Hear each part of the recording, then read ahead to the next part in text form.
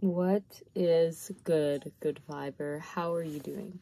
So I wanted to make a quick video to share my experiences with projecting upon the relations and connections in my life. So when I mean projecting, I mean when I take what somebody else is doing, saying, or possibly even thinking, and I project my own insecurities onto them. Because that's what we do, my friend. Our personality is our personal reality. And I can attest from some of the things that I have gone through, this has been really evident. And even though during the time I may not have realized how my own kind of struggles and blocks and insecurities were creating my perception of reality, they very much were. So I wanted to take some time and to honor one of the beautiful souls I've been collaborating with and who felt led to kind of share some stuff that really sparked huge insight for my own being and how I have in the past projected my own personal biases onto others and interpreted their actions in that way. So what do I mean by this?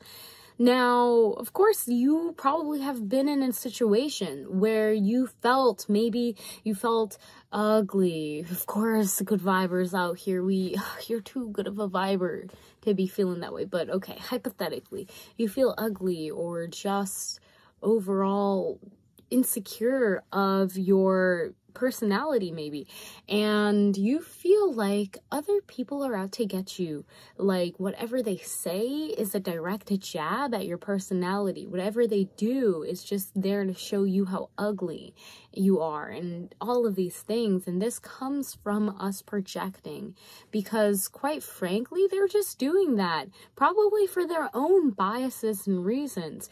But guess what? When they're around you, they're picking up on your aura, they're picking up on the energies, your thought forms, and they're also reflecting those back to you, but probably not as amplified as you are perceiving it if you're open to perceiving it in that way, because maybe you're open to these securities. Maybe there's something that you've kind of already validated within yourself internally, so it's a lot easier for you to accept it externally when it comes around, if that makes sense. So let me go into a little story time, okay, good viber? So when Esther was going through this situation, this part in her life where she was going through a porn addiction, and she realized that she felt like everyone was out to get her. She felt extremely scared to even, like, she was a lifeguard, and she felt scared to even, like, she wore her bathing suit, but to, like, show any part of her skin. So she would go full up on, like, in sweatshirts, in sweatpants, full hood on, sunglasses situation. Like, this was just one of the ways that her insecurity was being projected out into her external reality. This actually happened a lot in social settings when your mind is in the gutter and somebody else just says something, but it's so much in the gutter that you interpret it the way that is actually kind of perverted and deranged. Well, that was what I was kind of doing a lot of, especially during the time where my porn addiction was kind of highest. And there was very thin line between reality and what was going on in my mind. So I remember vaguely that there was this one time pretty clearly where we were having like a get together at the old place I used to work at as a swim instructor, and one of my coworkers invited our boss, and it was a pretty chill time. We were talking, and I remember they said something that in response, I said something so inappropriate and obviously just perverted in nature that to this day, I'm honestly kind of like, everybody just looked at me in shock, and then they said, "Whoa, Esther, you get your mind out of the gutter." I thank God that my coworkers are pretty virtuous people, especially my boss. He was a really virtuous person, close to the Lord, and was a pastor. So with that being said, these instances in my life have popped up in multiple times. Somebody will do something, and even during the time, there were just a lot of ominous messages that were coming through in correlation with this struggle that I was having with porn addiction, intimacy, and overall connections, and expressing my sexual energy in a pure way. So there was a lot of that, and it was really hard for me to understand why I was getting attacked spiritually, who was hacking my mind. And it was so easy at that time to blame others, like they're gutting in my mind, they're using voodoo or magic, and they're planting these seeds and trying to destroy my mental.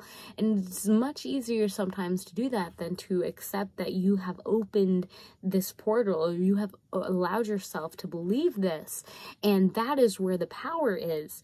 And when you give yourself permission, when you allow yourself to look in the mirror and say, hey, I am the one who is perceiving this reality. It is my life that I am experiencing. They may do whatever they want, but if I am strong, and again, my faith in God really grew during this time with the Creator, the oneness consciousness that I know is dwelling in all living things, it just grew because I understood that, hey, I agreed to this, and it's my time to take accountability for this and to take action, knowing that I am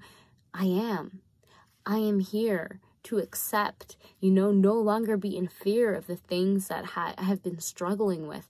And the more I did this, the less, even if these situations came up and I would feel triggered by them, the less impact they had overall. In fact, it started to have the opposite effect of what it once had, where I would be excited because these triggers were now an opportunity for me to see through them and see that the pure learning lesson that was there to strengthen my understanding and my focus and clarity and who I want to be and who God, oneness, source, almighty, Lord, living, creator has made me to become.